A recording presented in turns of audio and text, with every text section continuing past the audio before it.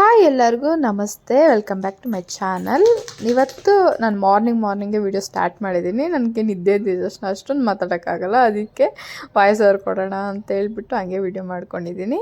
ಇಲ್ಲಿ ನಾನು ಕಡಲೆಬೀಜ ಫ್ರೈ ಮಾಡ್ಕೊತಿದ್ದೀನಿ. ಏನು ಇವತ್ತು ನಮ್ಮ ಟಿಫನ್ ಅಂದರೆ ಇಡ್ಲಿ ಚಟ್ನಿ ಮಾಡ್ತಿದ್ದೀನಿ. ಚಟ್ನಿ ಇವಾಗ ನೀವು ಹೊಸ್ದಾಗಿ ಒಂಥರ ಟ್ರೈ ಮಾಡಿದ್ದೀನಿ, ರೆಡ್ ಚಟ್ನಿ ಥರ ತುಂಬ ಚೆನ್ನಾಗಿದೆ, ಯಮ್ಮಿಯಾಗಿ. ಅಂದರೆ ಸ್ವಲ್ಪ ಪ್ರಾಸೆಸ್ಸೇ ನಾನು ಮಾಡೋ ಚಟ್ನಿ ಕಂಪೇರ್ ಮಾಡಿದ್ರೆ ಅದು ತುಂಬ ಟೇಸ್ಟಿಯಾಗಿರುತ್ತೆ ಅಂತ ಇದನ್ನೇ ಮಾಡ್ತಿದ್ದೀನಿ. ಸಿಂಪಲ್ ಪ್ರಾಸೆಸ್ಸೇ. ಮತ್ತು ಫಸ್ಟು ಕಡಲೆಬೀಜ ಫ್ರೈ ಮಾಡಿ ಇಟ್ಕೊಂಡಾದಮೇಲೆ ಆನಿಯನ್ನು ಮತ್ತು ಒಣಗಿರೋ ಮೆಣಸಿನ್ಕಾಯಿ, ಬೆಳ್ಳುಳ್ಳಿ, ಜೀರಾ ಹಾಕ್ಕೊಂಡು ಫ್ರೈ ಮಾಡಿ ಇಟ್ಕೊಂಡ್ಬಿಟ್ರೆ ಅದನ್ನೆರಡನ್ನೂ ಆ್ಯಡ್ ಮಾಡಿ ಮತ್ತು ಸಾಲ್ಟ್ ಆ್ಯಡ್ ಮಾಡಿಕೊಂಡು ಮಿಕ್ಸಿಗೆ ಹಾಕ್ಕೊಂಡ್ರೆ ರೆಡಿ ಆಗುತ್ತೆ. ಮತ್ತು ಒಗ್ಗರಣೆ ಆ್ಯಡ್ ಮಾಡ್ಕೊಬೋದು, ಈಸಿಯಾಗೇ ಇರುತ್ತೆ. ಮತ್ತು ಇಲ್ಲಿ ಇಡ್ಲಿಗೆ ರೆಡಿ ಮಾಡ್ಕೊತಿದ್ದೀನಿ.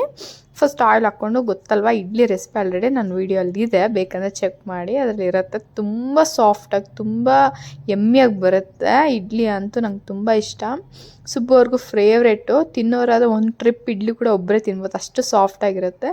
ಆದರೆ ನಂಗೆ ಇಡ್ಲಿ ಮಾರ್ನಿಂಗ್ ಟೈಮ್ ತಿಂದಾಗೆಲ್ಲ ನಂಗೆ ನಿದ್ದೆ ಬಂದುಬಿಡುತ್ತೆ, ಅದೇನೋ ಗೊತ್ತಿಲ್ಲ. ನಾನು ತಿನ್ನೋದೇ 4 ಇಡ್ಲಿ, ಆ 4 ಇಡ್ಲಿ ತಿಂದರೆ ನಂಗೆ ನಿದ್ದೆ ಎಳ್ಕೊಂಬರ್ತಾ ಇರುತ್ತೆ. ಎಲ್ಲರಿಗೂ ನಿಮಗೂ ಆ ಥರನೇ ಆಗುತ್ತಾ ಇಡ್ಲಿ ತಿಂದಾಗ? ನನಗಂತೂ ಕಂಪಲ್ಸರಿ ಆಗುತ್ತೆ. ಈ ಥರ ಇಡ್ಲಿ ಮಾಡಿದಾಗ ನಾನು ಕೆಲಾಕ್ಸ್ ತಿನ್ನಲ್ಲ, ಸ್ಕಿಪ್ ಮಾಡ್ತೀನಿ ಅದನ್ನು. ಇಡ್ಲಿ ಮಾಡಿದಾಗ ಮಾತ್ರ, ಮತ್ತು ದೋಸೆ ಇದ್ದಾಗ ಕೂಡ ಒಂದೊಂದು ಸರಿ ಸ್ಕಿಪ್ ಮಾಡ್ತೀನಿ. ಆ ಟೈಮ್ ಅಷ್ಟರಲ್ಲಿ ಸುಬ್ಬು ಸ್ನಾನ ಮಾಡಿ ಪೂಜೆ ಕೂಡ ಕಂಪ್ಲೀಟ್ ಮಾಡಿದ್ದಾರೆ. ಇಲ್ಲಿ ನಾನು ಟಿಫನ್ ರೆಡಿ ಮಾಡೋಷ್ಟರಲ್ಲಿ ಇಲ್ಲಿ ಮಮ್ಮಿನ ಆಟ ಆಡಿಸ್ತಿದ್ದಾರೆ. ನಾನು ಹೋಗ್ತಾ ಇದ್ದೀನಿ ಅಂತ. ಅವಳಿಗೆ ಬಾಯ್ ಹೇಳಿದ್ರೆ ಗೊತ್ತಾಗೋಗುತ್ತೆ ಎಲ್ಲೋ ಹೋಗ್ತಿದ್ದಾರೆ ಇವರು ಅಂತ ಹೇಳ್ಬಿಟ್ಟು. ಹಾಗೆ ಮೇಲೆ ಸ್ವಲ್ಪ ಗಿಡಗಳಿಗೆ ನೀರು ಹಾಕ್ಬಿಟ್ಟು ಬನ್ನಿ ಅಂತ ಹೇಳಿದ್ದೆ, ಅದಕ್ಕೆ ಹೋಗ್ತಿದ್ರೆ. ನನಗೆ ಎಲ್ಲಿ ಹತ್ತು ಹೋಗೋಷ್ಟು ಪೇಷನ್ಸ್ ಇಲ್ಲ ಅಂತ. ಇಲ್ಲಿ ನೋಡಿ ಇಡ್ಲಿ ರೆಡಿ ಆಗಿದೆ. 10 ಮಿನಿಟ್ಸ್ ಅಷ್ಟೇ ಸಾಕು, ಅದಕ್ಕಿಂತ ಜಾಸ್ತಿ ಏನು ಬೇಕಾಗಿಲ್ಲ. ಇಡ್ಲಿ ರೆಡಿ ಆಗುತ್ತೆ. ಇಲ್ಲಿ ನೋಡಿ ಸ್ವಲ್ಪ ಚಿಕ್ಕದಾಗೇ ಇರುತ್ತೆ ಇಡ್ಲಿ. ಇದು ತುಂಬ ಹಳೆ ಇಡ್ಲಿ ಪಾತ್ರೆ ಹೇಳ್ಬೋದು, ಒಂದು 10 ಇಯರ್ಸ್ ಆಗಿರುತ್ತೆ ಇಡ್ಲಿ ಪಾತ್ರೆಗೆ, ಅಷ್ಟು ಓಲ್ಡ್ ಇಸ್ ಗೋಲ್ಡ್ ಥರ ಇಟ್ಕೊಂಡಿದ್ದೀನಿ. ಇದು ತುಂಬ ಚೆನ್ನಾಗಿ ಬರುತ್ತೆ ಇಡ್ಲಿ, ಅದಕ್ಕೆ ಇಲ್ಲಿ ಮಾಡಿ ಒಂದು ಆಟ್ ಬಾಕ್ಸಲ್ಲಿ ತೆಗೆದಿಕ್ಕೊತಿದ್ದೀನಿ. ಆಮೇಲೆ ನಂದು ಆ್ಯಸ್ ಯೂಶ್ವಲ್ ಯಾವಾಗೂ ಗ್ರೀನ್ ಟೀ ಕಂಪಲ್ಸರಿ ಕುಡಿತೀನಿ ದಿನ. ಅದನ್ನು ಗ್ರೀನ್ ಟೀ ಮಾಡಿಕೊಂಡು ಇಲ್ಲಿ ಮೋಕ್ಷಿತಾಗಿ ರೆಡಿ ಮಾಡಿಕೊಂಡು ತಿನ್ನಿಸ್ತಿದ್ದೀನಿ. ಈವ್ನಿಂಗ್ ಮತ್ತೆ ಕಂಟಿನ್ಯೂ ಮಾಡ್ತಿದ್ದೀನಿ. ಟೈಮ್ ಬಂದು 4:15 ಆ ಥರ ಆಗಿದೆ ಟೈಮು.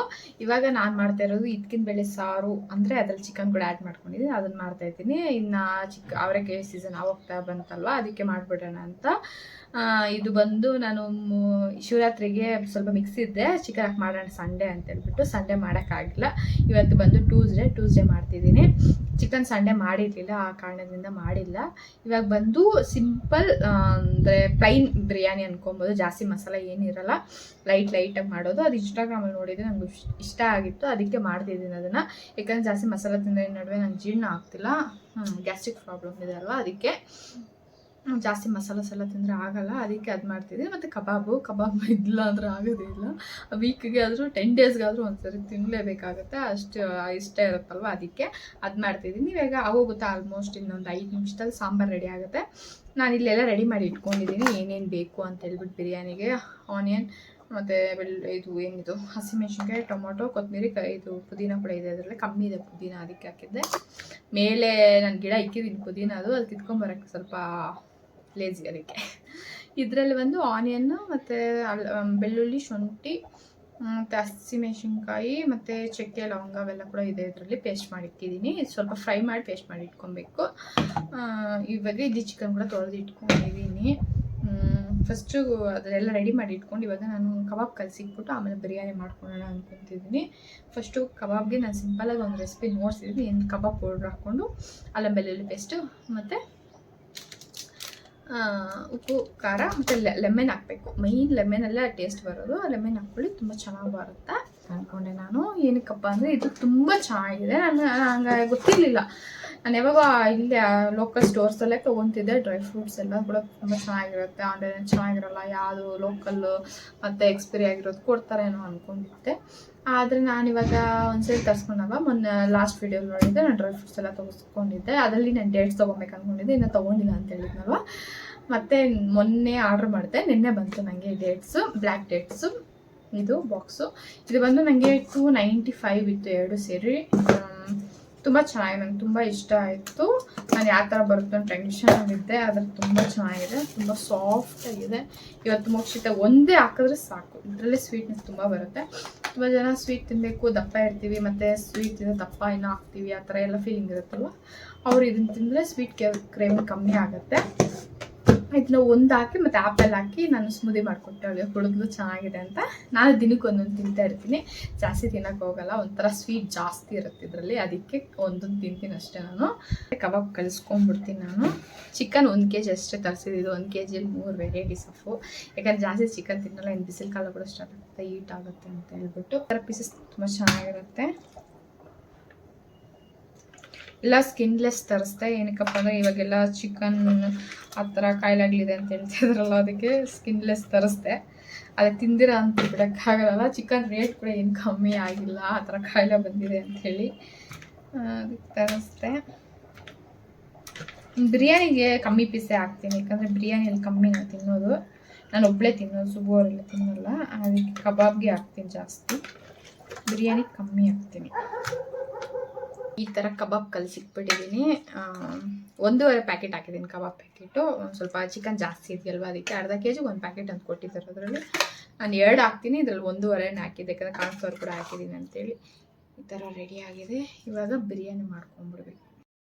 ಈ ಥರ ಇದರಲ್ಲಿ ಬಿರಿಯಾನಿ ಎಲೆ, ಚಕ್ಕೆ, ಲವಂಗ ಎಲ್ಲ ಹಾಕ್ಕೊಂಡು, ಮತ್ತು ಆನಿಯನ್ ಹಾಕ್ಕೊಂಡು, ಮತ್ತು ಹಸಿಮೆಣಸಿನ್ಕಾಯಿ, ಪುದೀನ, ಕೊತ್ತಂಬರಿ ಹಾಕ್ಕೊಂಡು ಇದನ್ನ ಫ್ರೈ ಮಾಡ್ಕೊಬೇಕು. ಇದು ಇವಾಗ ನಾನು ಮಾಡ್ತಾ ಇರೋ ಬಿರಿಯಾನಿ ಹೆಸರು ನಾನು ನೋಡಿದೆ, ವೈಟ್ ಚಿಕನ್ ಪಲಾವ್ ಅಂತ ಅದ್ರ ಹೆಸರು. ಇವಾಗ ನಾನು ನೋಡಿದ್ಮೇಲೆ ಗೊತ್ತಾಯಿತು ಅದ್ರ ಹೆಸರು ಏನು ಅಂತ, ಅದಕ್ಕೆ ಮುಂಚೆ ನಂಗೆ ಗೊತ್ತಿರಲಿಲ್ಲ, ಐಡಿಯಾ ಇರಲಿಲ್ಲ. ಇವಾಗ ನಾನು ಲೈಟಾಗಿ ನಿಮ್ಗೆ ರೆಸಿಪಿ ನೋಡಿಸ್ತೀನಿ. ಇವಾಗೆಲ್ಲ ಹಾಕಿ ಫ್ರೈ ಮಾಡ್ಕೊಂಡ್ರು. ಇವಾಗ ಒಂದು ಟೊಮೊಟೊ, ಇದು 1 ಆನಿಯನ್ ಹಾಕಿದ್ದೀನಿ, ಯಾಕಂದರೆ 1 ಗ್ಲಾಸ್ ಅಕ್ಕಿಗೆ ನಾನು ಮಾಡ್ತಾ ಇರೋದು. ಜಾಸ್ತಿ ಬೇಕಂದರೆ ಡಬಲ್ ಮಾಡ್ಕೊಳ್ಳಿ ನೀವು. 2 ಮಿನಿಟ್ಸ್ ಫ್ರೈ ಮಾಡ್ಕೊಳ್ಳೋಣ. ನಾವು ಟೊಮೊಟೊ ಹಾಕಿದ್ಮೇಲೆ ಚಿಕನ್ ಹಾಕ್ಕೊಂಡು, ಟೊಮೊಟೊ ಸ್ವಲ್ಪ ಬೆಂದ ಮೇಲೆ ಚಿಕನ್ ಹಾಕ್ಕೊಂಡು 1-2 ಮಿನಿಟ್ಸ್ ಫ್ರೈ ಮಾಡೋಣ. ಈಗ ರುಬ್ಬಿಟ್ಕೊಂಡಿರೋ ಆನಿಯನ್ನು, ಬೆಳ್ಳುಳ್ಳಿ, ಶುಂಠಿ, ಹಸಿಮೆಣಸಿನ್ಕಾಯಿ ಮತ್ತು ಚಕ್ಕೆ, ಲವಂಗ, ಏಲಕ್ಕಿ ಅವೆಲ್ಲ ಹಾಕಿ ರುಬ್ಬಿಟ್ಕೊಂಡಿರೋದನ್ನ ಪೇಸ್ಟ್ನ ಆ್ಯಡ್ ಮಾಡೋಣ.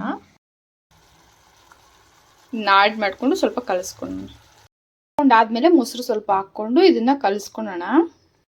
ಹಾಗೆ ಸ್ವಲ್ಪ ಕಸೂರಿ ಮೇಥಿ ಹಾಕ್ಕೊಂಡು, ಇವಾಗ ಸ್ವಲ್ಪ ಧನಿಯಾ ಪೌಡರ್, ಇಷ್ಟು ಧನಿಯಾ ಪೌಡರ್ ಹಾಕ್ಕೊಂಡು ಇದನ್ನು ಮಿಕ್ಸ್ ಮಾಡ್ಕೊಳ್ಳೋಣ. ಗ್ಲಾಸ್ ಅಕ್ಕಿಗೆ 2 ಗ್ಲಾಸ್ ಅಷ್ಟು ನೀರು ಹಾಕ್ಕೊಂಡು ಇದನ್ನು ಕುದಿಯೋಕೆ ಇಡೋಣ. ಇದು ಕುದ್ದಾದ್ಮೇಲೆ ನೆಕ್ಸ್ಟ್ ರೈಸ್ ಆ್ಯಡ್ ಮಾಡ್ಕೊಬೇಕು. ಚೆನ್ನಾಗಿ ಕುದೀತಾ ಇರಬೇಕು.